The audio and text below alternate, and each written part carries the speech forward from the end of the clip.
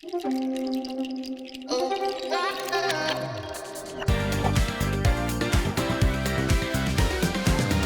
tout le monde, vous regardez Standard Le Talk, votre émission 100% Standard de Liège sur Vous Sport et sur Divertissez-vous. Merci à vous de nous regarder, vous êtes de plus en plus nombreux justement à nous regarder sur Vous Sport. N'hésitez pas d'ailleurs à nous laisser des commentaires à l'adresse rsl@letalk.be. Laissez-nous vos impressions par rapport à l'émission. D'ailleurs, c'est encore une belle émission qu'on vous propose ce soir parce qu'on va vous faire découvrir Laurent Quinet, le gardien numéro 2 du Standard, s'est livré à nous. Il nous parle de ses débuts dans le football et de son choix d'être gardien de but. Vous l'avez compris, Laurent Quinet, pour commencer cette émission, est notre rouge du soir.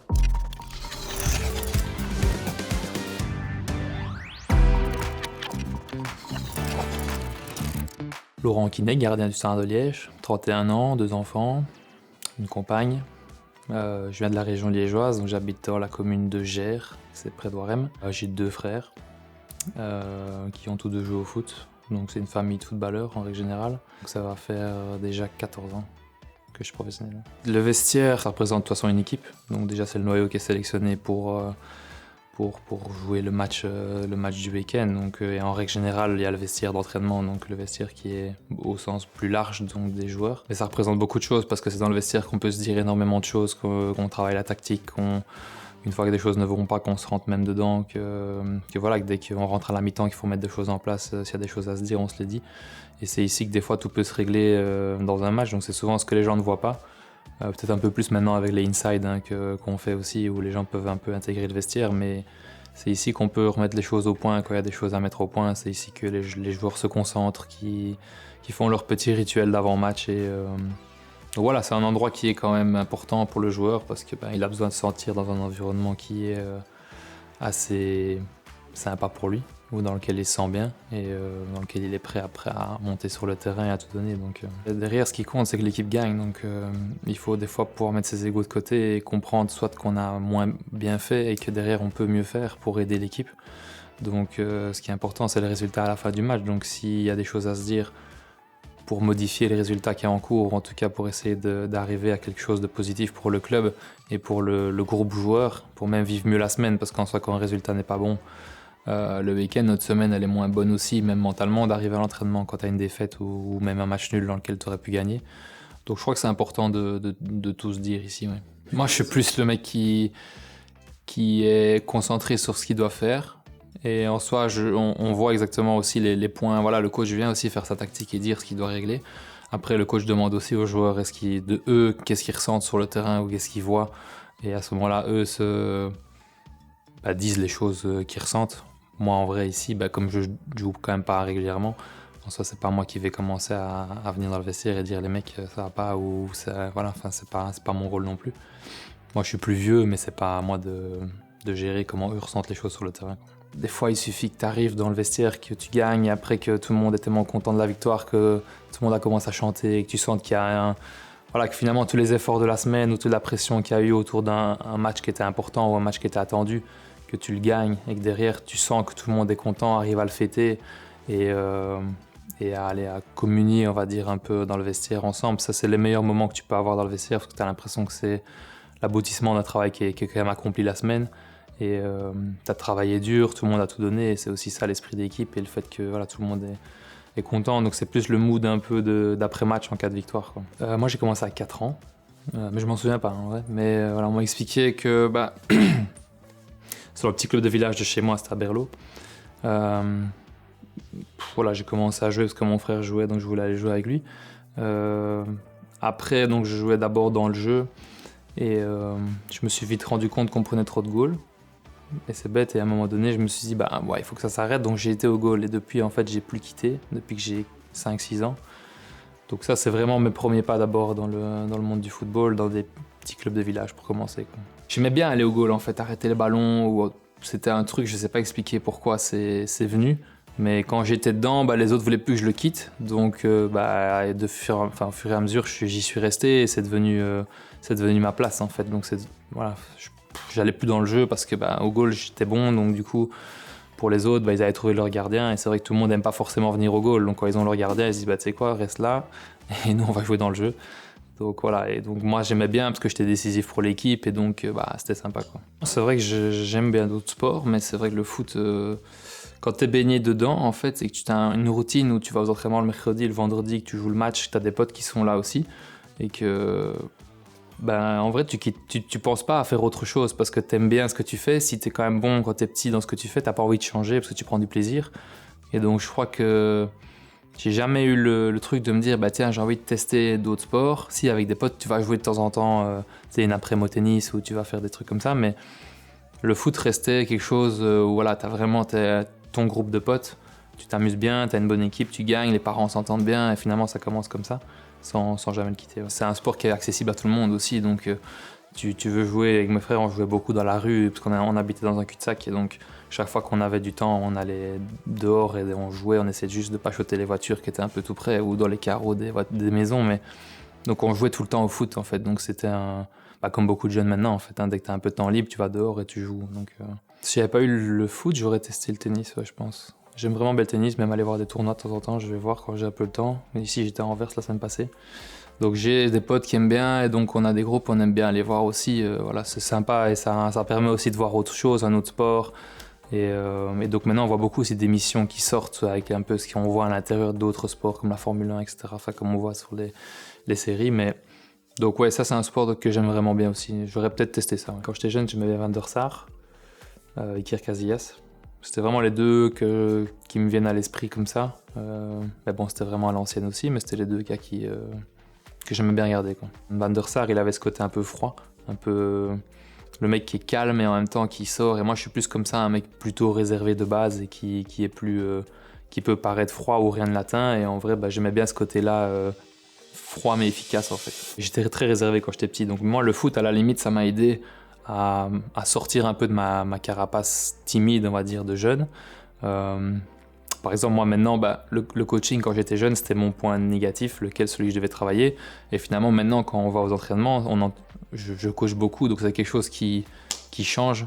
Mais j'ai toujours été plus réservé, et c'est vrai que maintenant, franchement, c'est plus trop ça. Donc le foot m'a peut-être aidé aussi à sortir un peu de ça, quoi. Ça faisait du bien en fait. En fait, quand t'es performant aussi dans un sport, etc., et que t'as des potes qui savent que t'es performant, d'office, socialement parlant, ça aide. Et donc t'es à l'école, tout le monde parle de foot tout le temps, on joue, et donc niveau, voilà, ça c'était pas un problème niveau social, etc.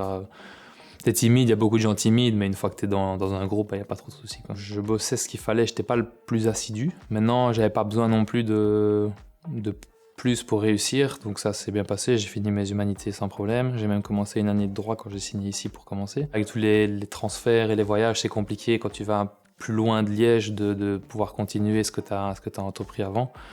Mais j'arrivais assez bien à combiner les deux, donc ça c'était pas un souci. Maintenant, j'ai pas eu le parcours de tout le monde. Enfin, il y a beaucoup de joueurs qui ont commencé très tôt dans des équipes de D1, moi c'était pas le cas, donc jusqu'à mes 16-17 ans, j'étais dans une équipe de D3, l'ancienne D3 avant donc. Et à ce moment-là, tu peux faire école et en même temps foot, donc c'est pas pendant tes cours, t'as école. Donc moi je savais qu'on combinait les deux, c'était un autre style, quoi, un autre style de vie. J'étais attiré par le droit en règle générale, j'aimais un peu la politique, plus française avant que j'écoutais par rapport à ici où c'est un peu plus compliqué. Mais en fait, j'aurais fait du droit, mais sans savoir réellement vers où j'allais me diriger, parce que le droit, c'est assez vaste. Mais j'aurais été là-dedans. Après, est-ce que j'aurais fait juriste, avocat ou autre, ça, j'en sais rien. Mais c'est quelque chose qui me plaisait ou qui me parlait, en tout cas. Donc, voilà. Apprendre, c'est important. Donc, je suis pas contre de faire des formations. Mais maintenant, refaire un cycle d'études, non, ça, je pense pas. La pression, que tu sois réservé ou non, c'est pas pour ça que la pression ne te teint pas. C'est juste que tu la gères différemment. Moi, je pense que j'ai intériorisé beaucoup. Maintenant, une fois que c'était les événements un peu plus stressants, genre match et autres, j'arrivais à rester assez calme en fait. Limite, c'est le pire, c'est peut-être avant quand tu penses à tout ce qui va y arriver. Et une fois que tu es dans le match, en fait, tu oublies un peu tout. Donc ça, c'est peut-être une force que beaucoup d'autres joueurs ont aussi. C'est qu'une fois qu'ils sont là, ils voient pas trop ce qu'il y a autour d'eux et ils ne font que leur boulot. En fait. Donc voilà. J'ai fait beaucoup de petits clubs. Jusqu'à mes 10-11 ans, j'étais dans un club de village. Après, via la sélection SBI Condro, sélection provinciale liégeoise, etc., quand j'étais repris là-dedans, j'étais avec Paul-José Mpoku, qui lui, je pense, qu'il était à Nandrin, un truc comme ça. Par après, dans les jeunes, moi, donc, je suis parti à Tongres, donc équipe de division 3. Là, il n'y a pas eu de joueurs qui ont percé plus haut. Et de Tongres, je passais à Saint-Tron, donc j'étais directement dans le monde pro. Donc dans les jeunes, j'ai pas joué avec des joueurs qui par après, je peux les revoir. Et quoi qu'à Tongres, je pense qu'il y a eu Cyril Dessers, qui est maintenant aux Rangers. Chez les jeunes, avec Saint-Tron, quand j'ai signé à Saint-Tron, j'avais été faire un tournoi international, c'était à Dunkerque, je pense. Et là, il y avait des gros clubs comme Tottenham et autres, et là, j'avais été élu meilleur gardien du tournoi. Et tu reçois un petit trophée, etc., et t'es content, et t'as l'impression que ça te met en valeur, et là, tu te dis, ah ouais, tout le travail que t'as fait quand t'es jeune, finalement, il sert quand même à peut-être montrer que ça a fonctionné, et que par après, il y a possibilité peut-être de réussir aussi. Voilà, ou alors quand tu es dans un plus petit club et que tu joues à un gros club comme tu joues contre le Standard chez les jeunes ou Genk ou autre et que tu fais un gros match et que tu as l'impression de te montrer aussi à l'autre équipe, bah à ce moment-là tu sais que tu peux avoir peut-être le niveau pour dire de jouer dans ces équipes-là, donc c'est des souvenirs de jeunes. Ouais. Ou alors quand tu es champion forcément avec ton équipe de catégorie d'âge, ça reste des choses qui sont gravées, quoi. Quand j'étais à Tonkres, donc c'est un club de division 3, donc tu avais la D1, D2 et D3, c'était pas comme maintenant. Là, j'ai commencé match officiel à 16 ans, donc j'ai joué mes premiers matchs en adulte à 16 ans. Et donc là, tu es déjà un peu baigné dans un monde où ça devient sérieux, où tu te dis, ok, là, tu joues quand même pour quelque chose, donc c'est plus tu es en U19 ou U18 où tu joues des catégories d'âge et voilà, tu perds, tu gagnes, c'est pas grave. Là, c'était vrai, ça devenait quand même important. Et là, j'étais jeune et j'avais bien presté. Et Saint-Tron est venu parce qu'il leur manquait un troisième gardien et ils voulaient un jeune. Et donc, ils sont venus voir et à ce moment-là, ils m'ont pris, mais le passage en fait de ce monde-là au monde professionnel, c'est différent parce qu'en fait tu découvres un monde dans lequel tout est mis en œuvre pour que toi tu réussisses ou en tout cas que le joueur ou l'équipe réussisse, alors qu'avant bah voilà tu fais tout toi-même en fait, que ce soit bêtement tes lessives, des vêtements, etc. Bah, tu arrives dans le club pro finalement, bah, tu arrives, tu as un paquet qui est prêt, tu as ton petit déjeuner qui est là, tu vas juste à un buffet alors que tu n'as pas ça dans les autres clubs d'avant. Et c'est plein de petites choses qui font que voilà, tu as des petites analyses vidéo propres pour toi, enfin, tu as plein de choses où tu vois vraiment que ça devient sérieux. Et déjà, tu t'entraînes le matin en fait. Alors que dans le monde amateur, on va dire, tu es là le soir après ta journée de travail et tu joues avec des gens qui travaillent et qui ont un vrai boulot la journée. Donc déjà ça change de dire ben, tu te lèves, tu vas au foot. Alors qu'avant, ben, tu fais ta journée, tu vas à l'école. Enfin, moi pour ma part, j'allais à l'école et puis j'allais au foot. Donc c'était un peu ce switch-là qui change, quoi. Quand tu es dedans, tu te rends pas compte, donc tu gères et tu dis bah oui, c'est pas grave, c'est juste quand j'ai été à Saint-Tron, j'étais encore en réto, donc c'est juste la façon de gérer les entraînements le matin et en même temps de gérer le fait d'aller à l'école. Et moi, j'étais dans une école qui n'était pas en train de... Enfin, pas comme ici ou au Standard où tu as des écoles qui sont en partenariat avec le club et qui s'arrangent, des navettes, etc. Moi, c'était une école normale qui n'a jamais connu ça, en fait. Donc, il fallait que... La direction était venue à l'école pour parler et dire écoutez, voilà, situation exceptionnelle, mais est-ce qu'il y a moyen d'eux? Et heureusement, on a trouvé un arrangement pour que ça se fasse. Mais tu arrives à l'école, tes potes ils te voient pas et ils se disent que ben, tu as peut-être des facilités ou en tout cas on essaye d'arranger un peu mieux tes cours pour que ça se passe bien en fin d'année parce que tu manques quand même beaucoup d'heures. Et donc ouais, c'est un peu spécial comme... Enfin, t'as l'impression que c'est des avantages en fait par rapport aux autres, mais c'est juste que tu vis un truc un peu exceptionnel et donc les gens essaient de s'adapter à ta situation, quoi. C'est une situation exceptionnelle comme je disais et limite les gens étaient contents pour moi en fait, ça allait pas beaucoup plus loin que ça. Donc, et j'étais aussi dans une école où il y avait une des mamans qui avait eu un joueur foot pro, enfin comme fils, c'est Gaëtan Anglebert et j'avais sa famille entre guillemets dans cette école-là, donc eux comprenaient aussi un peu le principe et le système qui était mis en place, donc il n'y avait pas trop de soucis avec ça. Toi, tu arrives dans un club avec tes qualités et tes défauts. Après, le coach a autant de gardiens à sa disposition et c'est à lui de voir celui qu'il estime qui a le plus de potentiel ou celui qui rassurera le plus, je sais pas trop, un peu. Quand t'es jeune, c'est difficile de te dire, ok, c'est toi qu'on met, parce que moi, quand j'ai signé à Saint-Tron, j'étais avec des gens de 35 ans, un autre de 30 et j'étais le petit de 18 ans. Donc c'est pas lui qu'on va mettre en premier d'office, et puis même c'est un autre monde, donc c'est... tu découvres un autre univers, des gens avec plus d'expérience, etc. ici, donc toi tu essayes juste de faire ton boulot au max, tu écoutes ce que ton coach de gardien dit, ce que tu dois améliorer, et après tu apprends de ce que tu vois aussi. Donc tu vas assister à des matchs qui sont plus importants, déjà ils sont télévisés par rapport au monde amateur où c'était un peu différent. Et tu vois comment les autres gèrent la pression, comment ils gèrent certains moments, et toi tu essaies d'apprendre de ça et après tu essaies de le répéter, quoi. Et ma première année à Saint-Tron, j'ai joué en fait parce que les deux devant moi se sont blessés, donc ça a été assez vite. Moi, il m'a fallu 3 mois là-bas pour déjà commencer des matchs en D1. Et donc ça a été tout en accéléré en fait. Donc c'est pour ça que ça m'a mis dans le bain directement. Et donc là tu prends beaucoup d'expérience en fait. Donc tu sais pas trop ce qui se passe, mais en fait tu le fais et ça se passait bien, donc voilà, après tu te prends pas la grosse tête, tu continues à faire ce que tu dois faire pour aider l'équipe, etc. et t'écoutes ce qu'on dit autour de toi, et voilà, c'est comme ça que tu vas évoluer, quoi. T'es déjà dans une hiérarchie où t'as 3 gardiens, donc si les deux devant toi ont un souci, d'office, tu sais que c'est toi qu'on va mettre, même si tu n'es peut-être pas prêt pour le faire, bah, ce sera quand même toi parce qu'il n'y a personne d'autre. Donc, une fois que tu es là, bah, finalement, quand tu y penses, c'est stressant à cet âge-là autour, mais une fois que tu es dedans, tu fais ce que tu as toujours fait. En fait, tu joues et puis ça reste un jeu, donc ça reste du foot. C'est pareil quand tu as 15 ans que quand tu en as 25. Voilà, c'est juste fais ce que tu as à faire et après on voit et on analyse ce qui peut être amélioré, quoi. Je suis rentré à la mi-temps contre Zult, au game avec Saint-Tron. Parce que en 2008-9 du coup. Ouais. C'était encore quand Saint-Tron avait pas le synthétique, mais l'année avant en fait, avec le terrain normal en herbe. Donc ça remonte déjà, quoi. Ça s'est bien passé du coup? Ça s'est bien passé. Ouais. Moi ça me fait rire en fait, mais plus qu'est-ce que tu veux faire en fait, tu dois pas réagir parce que tu sais qu'autour de toi il y a des gens qui ont payé leur place et qu'il peut se passer n'importe quoi. Donc si tu réagis à ce qui se passe autour, ton match va pas bien se passer, il faut que tu restes vraiment focus dans le match. Et en vrai, ça t'as tout le temps des trucs comme ça. Moi, quand j'avais 16 ans, avec Tonk, j'étais joué un match à Virton, l'équipe première, mais j'avais 16 ans, j'avais une mèche comme ça de Justin Bieber, je ressemblais à rien, j'étais gringalé. Et dans le goal, je me rappelle les gens derrière, ils disaient va boire ton CCML, tu vois, enfin des trucs un peu cons, mais tu te dis, bah ouais, c'est vrai, en fait, j'ai 16 ans, je suis là et c'est un match officiel. Et t'as les mecs derrière, c'est des supporters qui ont peut-être bu des bières et qui. Voilà, mais il faut juste gérer ça en fait, c'est pas. Faut juste en rigoler parce que si tu provoques, eux ils vont te chauffer encore plus. Et c'est plus facile parce qu'en fait t'es derrière, donc t'es la dernière personne de ton équipe, donc tu vois tout ce qui se passe devant toi. Donc s'il y a des gens qui sont mal positionnés, bah tu sais le voir directement, tandis qu'eux quand ils sont dedans et qu'ils sont au milieu du terrain et qu'il y a plein de choses qui se passent autour d'eux, ils savent peut-être pas le voir, ou en tout cas moins bien. Comme le coach qui est sur le côté du terrain, il a pas la même vision. Il pourra le voir derrière par des images et il va peut-être le rectifier à la mi-temps, etc. Mais nous, derrière, en vrai, un gardien, plus il coach, au moins il a peut-être à faire parce que si tu rectifies des positionnements, c'est peut-être des actions qui ne vont pas arriver chez toi parce que les joueurs seront bien mis. Et donc c'est pour ça que le coaching est important et la vision de derrière. Si tu arrives à bien comprendre le jeu, ça peut t'aider aussi, quoi. Quand on est gardien, on fait tous des erreurs. Donc ça a déjà arrivé des moments où tu as fait des erreurs, que ton équipe perd à cause de toi.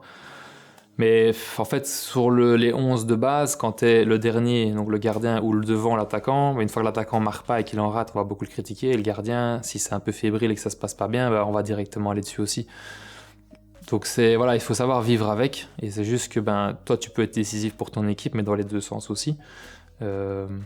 C'est pour ça que ce poste est un peu compliqué aussi, parce qu'il faut mentalement pouvoir gérer le fait que tu peux faire un bon match, mais la moindre erreur, finalement, elle va te mettre dedans et on va retenir que c'est là. Donc tu peux faire 10 arrêts, si le goal que tu prends, c'est une erreur de ta faute, voilà, c'est ce qu'on va retenir et finalement, c'est ce qui va peut-être me faire en sorte que le coach doute et que l'équipe doute de toi et que toi, tu perds un peu de confiance. Et c'est un peu un effet boule de neige comme ça. Ce qu'il faudrait faire, c'est au-delà du ballon d'or, organiser une compète gardien peut-être alors. Mais ils ont déjà, je pense, ça en fait. Mais ça a moins d'importance que le ballon d'or. Je pense pas qu'un gardien va gagner le ballon d'or un jour, à moins d'une année un peu spéciale. Mais voilà, je sais pas. En fait, il faut accepter le rôle que tu as comme gardien et dire que tu as un rôle de l'ombre, qui tu peux vraiment être bien descendu et en même temps mis aussi très haut. Et c'est le rôle qu'on a décidé d'avoir quand on a commencé. Donc voilà. C'était la première partie de l'interview de Laurent Quinet. La deuxième partie arrivera en fin d'émission. Mais d'abord, parole de supporter. Cette fois-ci, on vous a posé non pas une, mais deux questions, à savoir, est-ce que vous êtes pour ou contre l'agrandissement du stade et comment êtes-vous devenu supporter du Standard ?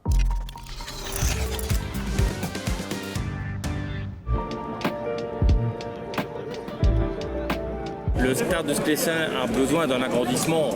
Ici, c'est un match qui est sold out depuis longtemps. Je pense que 3, 4, 5 000 personnes de plus, c'est facilement réalisable. Il y a énormément de jeunes qui deviennent supporters du Standard par leur père, leur grand-père, etc. Donc on mérite un stade plus grand, une meilleure ambiance encore. Oui, parce que là, ça fait des années qu'il n'y a pas eu de rénovation. S'il y a un agrandissement, ce serait magnifique.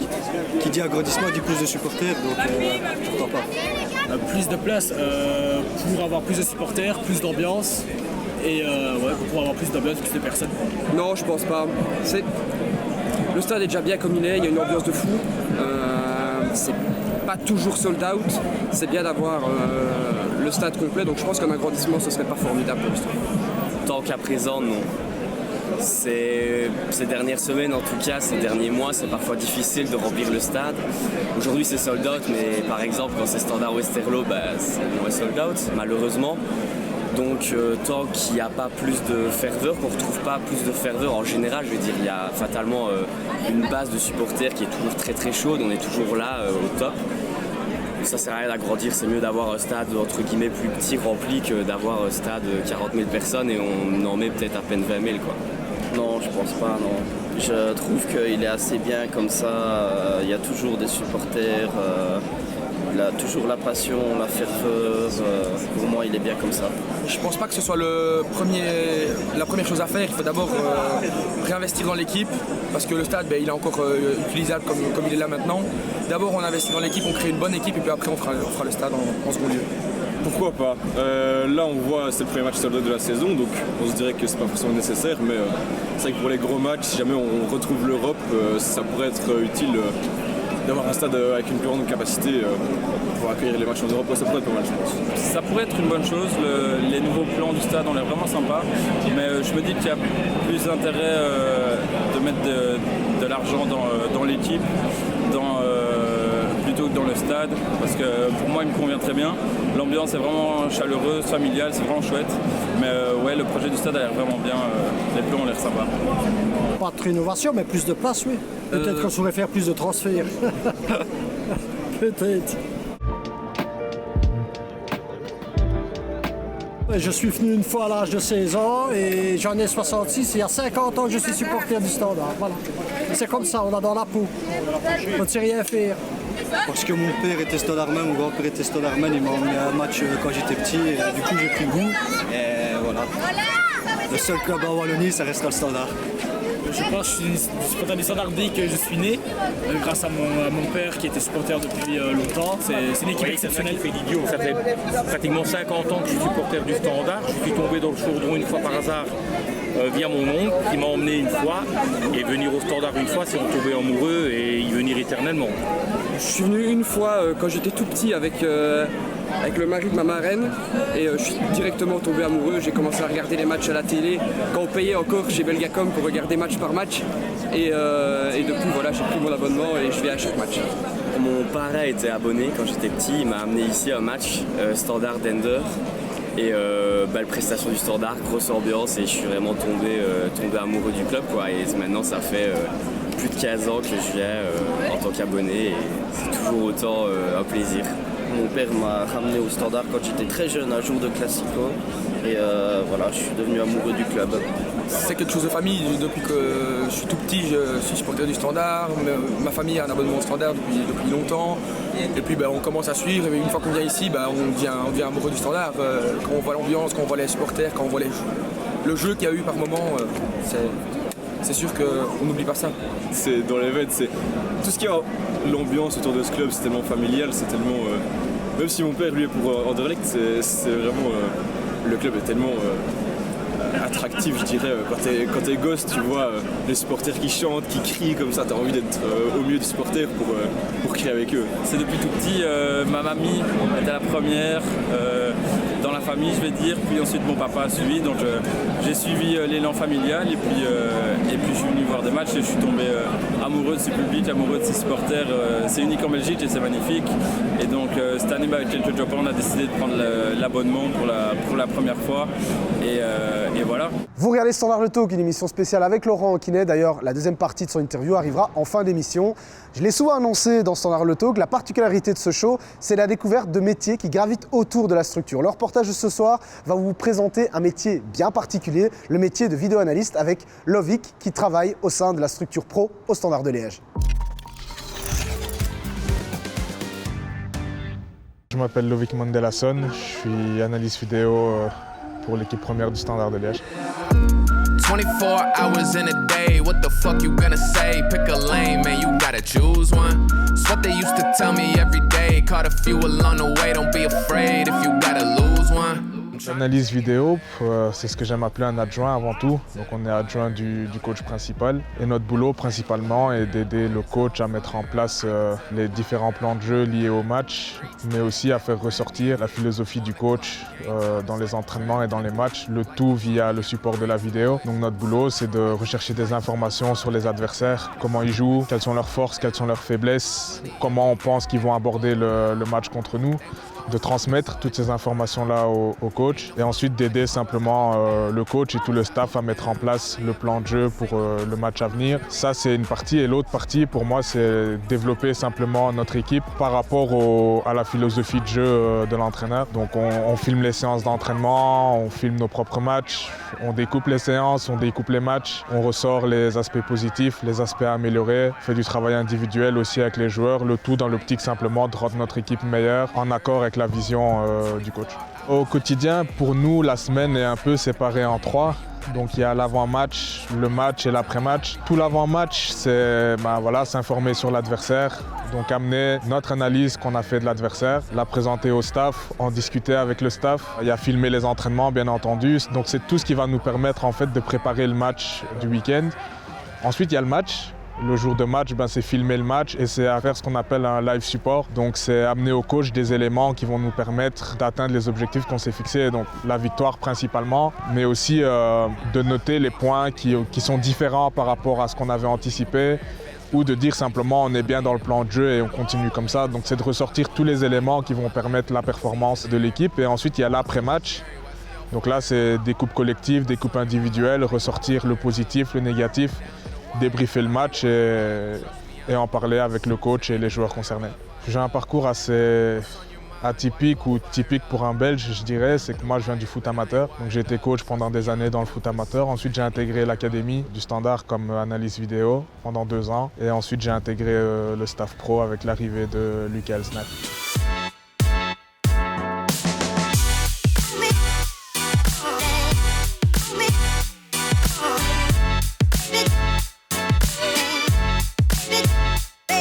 Je pense qu'il n'y a aucune équipe de haut niveau qui n'a pas d'analyse vidéo. Je dirais qu'en Belgique, c'est récent. Ça s'est bien développé au cours des 4-5 dernières années. Mais si on compare avec des pays comme l'Angleterre, l'Espagne ou la France, on est encore tout jeune dans le domaine. Aujourd'hui en Belgique, c'est beaucoup des formations qui se développent, notamment à la CFF et à Voetbal Vlaanderen. Donc ce n'est pas des études à proprement dit, mais c'est plus des formations. Mais pour ceux qui, entre guillemets, souhaiteraient faire vraiment des études liées à l'analyse vidéo, il faut aller à l'étranger. Il y a des DU à Lille, à Rouen, en France, il y en a en Angleterre aussi. Et voilà, mais au niveau de la Belgique, c'est plus des formations. Ce qui me plaît plus dans l'analyse vidéo, c'est le côté réflexion. Je pense que, en tout cas, c'est mon point de vue, le foot, c'est un sport qui permet tellement de possibilités qu'il y a toute une réflexion qu'il faut avoir par rapport à notre équipe, par rapport à l'adversaire. Et quand tu analyses vidéo, tu touches un peu à tout. Donc tu vois les adversaires, tu travailles avec ta propre équipe, tu as une relation très étroite avec l'entraîneur, ce qui est super important et tu vis au quotidien avec le staff. Et je pense que quand on est passionné par ce sport, on rêve tous d'intégrer un staff professionnel. Et l'analyse vidéo permet d'intégrer le staff en faisant jouer énormément de compétences, mais aussi en étant enrichi de semaine en semaine et d'année en année par les différents coachs avec qui on va travailler, les différents joueurs, mais aussi et surtout les différents coachs contre qui on va jouer. Et on vous présentera un peu plus tard dans l'année d'autres reportages sur des métiers qui gravitent autour de l'équipe première du Standard de Liège. Je vous l'avais promis, la deuxième partie de l'interview exclusive de Laurent Anquinet, où il nous parle notamment de sa passion pour le Standard de Liège. Ça n'a pas été compliqué parce que je suis jamais sorti du pays en fait.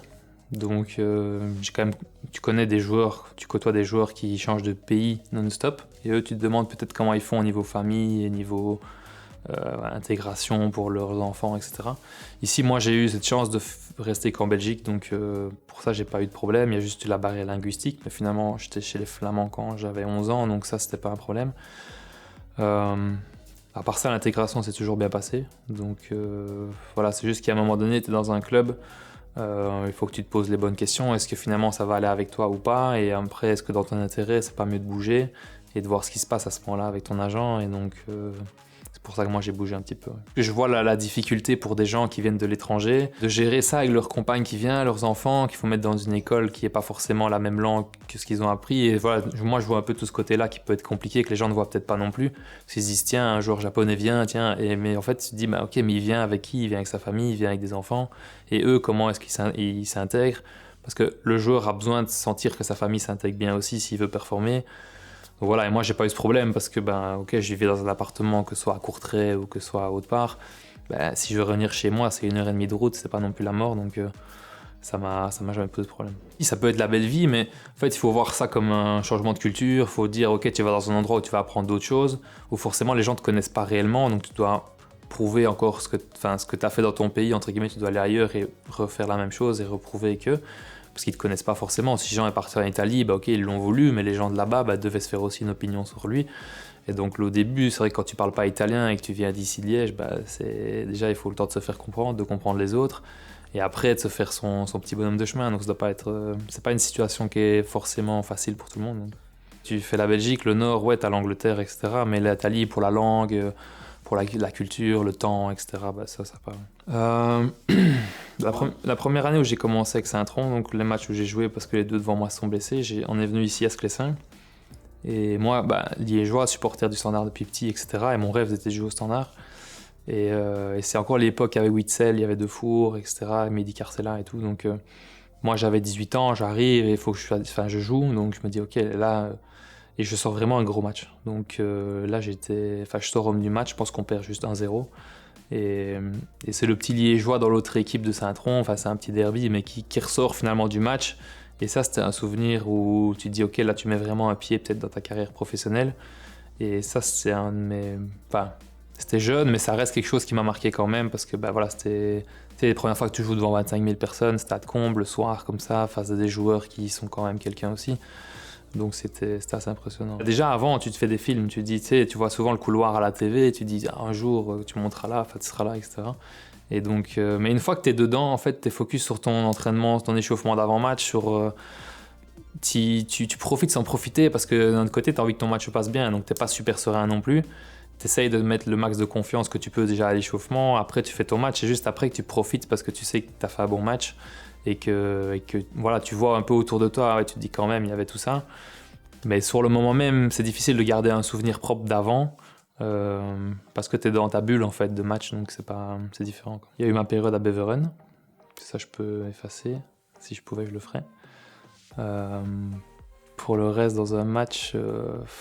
c'est d'office des matchs où tu fais une erreur, entre guillemets, et que tu sens que ça a coûté des points à ton équipe. Ça, c'est... Là, je ne saurais pas en dire, il y en a sûrement, mais ça reste le pire sentiment pour un gardien, en fait, de sentir finalement que tu n'as pas été efficace pour ton équipe, et même que tu l'as peut-être fait perdre, ça, c'est le pire. Mes réflexes, sur ma ligne, ça, je pense que ça reste un de mes points forts. Ouais. Tu as travaillé beaucoup pour ça ? Tu travailles beaucoup, d'office, tous les points. Maintenant, celui qui ressort peut-être, où on se dit, tiens, lui, si on doit le dire quelque chose sur lui, on va dire très bon sur sa ligne, on va dire ça. Moi, c'est je pense qu'on dirait. Bon gardien sur sa ligne, bon réflexe, etc. Donc je pense que c'est le point qui ressortirait le plus. Je peux en mettre trop parce que je suis pas trop chauvin non plus, mais maintenant, il y a beaucoup de profils de gardiens qui font 2 mètres, où on va rechercher des mecs d'1m95, 2 mètres, et parce qu'ils sont grands, ils vont tout chercher. Donc c'est ça, mais nous, on est plus petits, plus petits. Moi, je fais 1m88, 89. Voilà, le tout c'est d'être agile et de pouvoir être vite au sol, et voilà, je sais pas si c'est quelque chose que tu bosses, mais je pense que tu l'as aussi de départ, je crois, parce que chacun a ses points forts, ses points faibles, mais moi c'était plus ça, je pense pas que j'ai bossé plus ce point-là qu'un autre, c'est juste que c'est quelque chose qui ressortait plus, quoi. Mon jeu au pied, distribution, etc., sortie de balle, c'est des trucs qu'on demande beaucoup maintenant au niveau dans le foot moderne, en fait, qu'on demandait moins avant, et j'aurais aimé à la limite dans mes formations plus jeunes qu'on travaille plus ça, que maintenant on fait beaucoup avec ça, et maintenant moi je suis dans plus ancienne génération, on va dire, où ça on fait plus maintenant que quand moi j'étais jeune. Donc ça c'est un point. Maintenant le gardien doit devenir un numéro 10 à la limite, c'est quelqu'un qui tu peux compter aussi, et ça restera un point à travailler. Forcément il y a quand même quelque chose, maintenant pour moi me sentir mieux, je préférerais bosser ça. Après voilà, c'est sûr que tu ne fais pas toujours des passes à l'attaquant non plus pour qu'il aille marquer, c'est juste que c'est un point que je pourrais améliorer. J'ai changé, on change forcément parce que je suis plus vieux, donc déjà j'ai plus d'expérience que le petit garçon de 18 ans qui rentrait dans sa première équipe de division 1. Tu vois les choses différemment, tu as un aspect plus global du monde du foot, tu vois comment ça fonctionne, tu n'es plus le petit jeune non plus, donc tu es le gars un peu plus âgé qui a peut-être un peu plus d'expérience. Donc forcément tu changes, ta vision est différente. Maintenant dire en quoi j'ai changé, ma gestion du stress, en vrai tu as quand même toujours envie de bien faire quand tu joues, donc tu vas quand même te mettre une pression. Je pense que jouer sans stress c'est pas bon non plus, parce que si tu te mets plus de stress c'est peut-être que tu es un peu désintéressé, or tu as quand même envie toujours de bien faire. Donc pour ça je préfère garder cette partie un peu de pression entre guillemets de temps en temps quand moi je dois jouer, Sinon, ce serait pas normal. Je suis très cool en fait, très peace à côté, je me marre bien, enfin voilà. Plus déconnade qu'autre chose, donc c'est pas... Je mets pas de pression. Je suis plus extraverti maintenant, ouais. Ouais. J'aime bien déconner, j'aime bien faire la fête aussi, j'aime bien... Voilà, j'arrive à trouver un bon juste milieu. Par rapport au petit garçon qui était avant, je sens qu'il y a quand même une petite évolution. Donc, tu t'y fais pas vraiment. Enfin, c'est spécial parce que quand tu joues... Moi, quand je jouais dans les autres clubs de D1, que ce soit Louvain ou autre, c'est pas pareil que jouer au Standard en fait. Donc quand tu joues au Standard, t'arrives quelque part et les gens, tu vois qu'ils te reconnaissent peut-être un petit peu. Ça reste quelque chose où tu t'es pas habitué parce que finalement tu vas te promener avec ta femme et tes enfants et tu t'attends pas à ce que des gens demandent une photo et tu dis ça reste toujours un truc un peu spécial parce que c'est quelque chose qui est quand même exceptionnel finalement que les gens viennent et te disent tiens je veux demander une photo avec toi. Donc tu t'y fais pas réellement. Non. Moi il y a eu 2 passages en fait. Donc là il y a de la fierté parce qu'en fait quand t'es petit tu rêves de jouer, de signer au Standard en tout cas ou d'y jouer. Donc d'office le premier contrat que tu vas faire au Standard là t'as l'impression que c'est un aboutissement, un peu un rêve de gosse qui se réalise et pour ça c'était beau franchement. Mais après voilà, t'es dedans et tu te rends compte finalement qu'il y a beaucoup de boulot, que si tu veux vraiment réussir là où tu t'avais rêvé de réussir, il va falloir vraiment cravacher, bosser. Donc moi mon premier passage au Standard était plus en mode un peu expérience parce que la première année j'arrive, je suis jeune, j'ai 19 ans. Et finalement, on a fait une Coupe d'Europe. Enfin, voilà, tu voyages, tu découvres autre chose. T'es quand même avec des joueurs comme Mehmet Chité, Yel Van Damme, Sinan Bolat, etc. Donc tu vois d'autres styles de joueurs, d'autres qualités. Tu sens que l'entraînement est meilleur niveau. Donc toi, tu essaies déjà de t'habituer à ça. Et après, en même temps, tu découvres et tu prends l'expérience de la Coupe d'Europe, du championnat, de la pression, de ce que c'est de jouer au Standard, de voir comment les autres gèrent. Après, voilà, un gardien de but jeune a besoin de jouer. Donc moi, c'est pour ça qu'après, j'avais signé un contrat de 4 ans et je voulais être prêté pour pouvoir jouer, ce que j'ai fait. Donc voilà, et à un moment donné, j'ai senti qu'ici, c'était un peu fermé. Et là, j'ai décidé de casser mon contrat et d'aller prendre de l'expérience ailleurs parce que en tant que personne, en tant que gardien, tu as besoin de grandir aussi. Et que si plus tard, tu veux y revenir et que ça fonctionne, il faut que tu aies pris et que tu aies fait tes dents ailleurs. Donc c'est un peu pour ça que moi, après, je suis parti. Et ici, j'ai eu la chance d'y revenir, en fait, une deuxième fois. J'y croyais, enfin pas que j'y croyais pas, mais c'était assez spécial aussi. Et donc moi, si je peux y revenir, je me dis tiens, c'est un signe du destin, tu peux re-signer dans le club que tu kiffes, donc tu dis tu sais quoi, vas-y. Et donc voilà, ça s'est fait. Donc et j'en profite à fond tous les jours. Donc, voilà. Tu choisis pas en fait pourquoi t'aimes bien. C'est parce que quand tu viens de Liège, tu vas au stade. Mon grand-père était fan du Standard, etc. Et je pense que toute l'atmosphère familiale joue aussi. Mais tu arrives et tu découvres l'ambiance, tu vois des matchs européens ou tu vois des ambiances de feu que tu vois pas forcément ailleurs. Et en fait, tu as envie d'être associé à ce style à cette équipe. En fait, c'est le feu un peu, le Standard. Donc du coup, il y a quelque chose, il y a une espèce de passion derrière que tu as envie ou qui fait rêver. Et donc...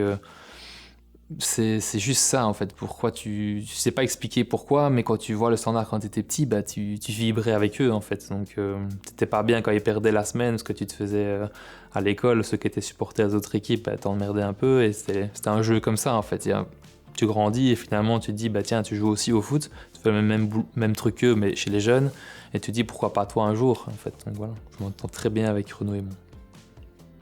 Plus les vieux du club en fait, en soi c'est des situations des fois similaires parce qu'il a 2 enfants aussi du même âge et donc on se comprend plus, et maintenant le foot est très jeune, donc les plus anciens il y en a de moins en moins entre guillemets dans les vestiaires, et donc on a beaucoup de points communs en tout cas sur cet aspect là déjà. Là l'ambiance est top, franchement elle est bien, parce qu'on se rend compte que finalement maintenant on a vécu un début de saison qui était un peu compliqué, et le fait ici d'arriver à prendre des points contre d'autres équipes, et dont Bruges qui est une des grosses équipes du championnat, ça nous a mis un petit boost de confiance aussi, et je pense que voilà, l'ambiance du coup prend aussi un coup, et tu sens qu'il y a plus de joie de vivre, plus à l'entraînement, on commence à s'amuser plus, enfin voilà, on se connaît aussi plus parce qu'en fait c'est quand même entre guillemets une moitié de nouveau noyau, donc il faut aussi apprendre à connaître un peu tout le monde, et petit à petit avec les résultats, une fois qu'ils sont positifs, tout est beaucoup plus facile de toute façon.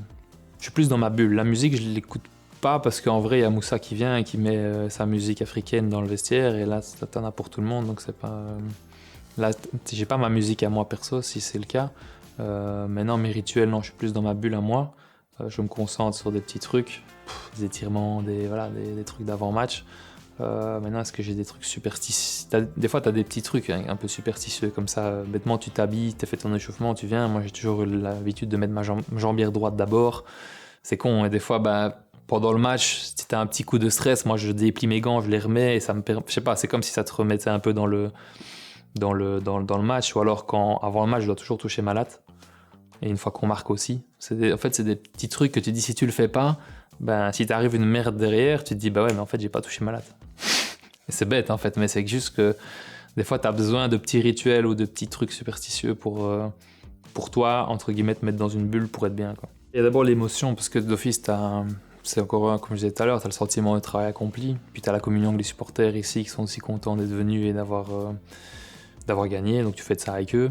Et ensuite, t'arrives dans le vestiaire et t'as envie de fêter le truc, donc je suis pas en mode tiens je vais rentrer chez moi. Moi si les gars ils se disent ici on va boire 2-3 bières, je suis là aussi, y a pas de problème. Pour plus, voilà, ça reste fort professionnel, on n'est pas non plus dans le foot provincial où tu te mets une mine jusqu'à 3h du mat. Donc après tu rentres chez toi, tu fais ta récup et puis tu penses à la semaine suivante parce que quand un match est fini, t'as l'autre qui arrive aussi, donc c'est pas parce que tu gagnes un match que tout est fait non plus. Donc moi j'ai un rôle différent parce qu'il faut déjà jouer le match, donc moi ici c'est Arnaud qui joue.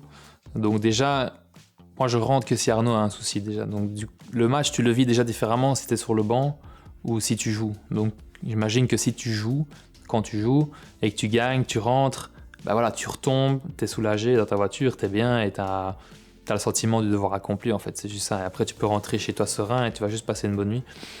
Je pense que ça s'arrête là en vrai. En fait, tu repenses beaucoup à comment s'est passé ton match. T'as pas envie qu'il y ait des moments, en fait, tu penses toujours à cette action-là, j'aurais pu faire mieux, ça j'aurais pu faire mieux, ou alors ça c'était bien.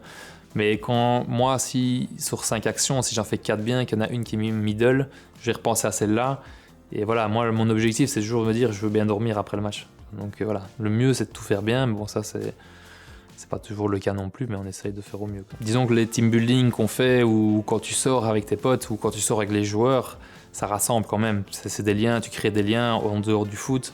Tu vois les gens dans d'autres aspects que toujours arriver au foot en chaussures de foot, etc. Donc, il n'y a rien à faire. Quand tu fais des activités extérieures, tu vas au resto, avec l'équipe, etc., tu soudes des liens et c'est super important. Donc là, le coach qui l'a fait, c'est très bien.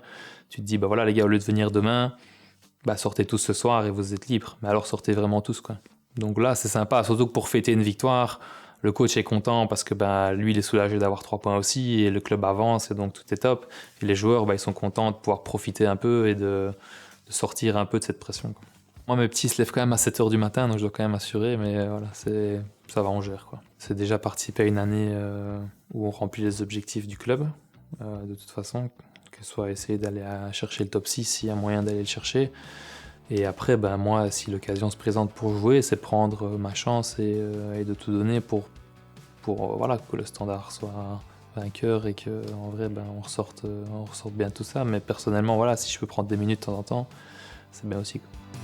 J'espère que cette émission vous a plu à nouveau. Si c'est le cas, n'hésitez pas à nous laisser un message. Je ne cesse de le répéter à l'adresse rsl@letalk.be.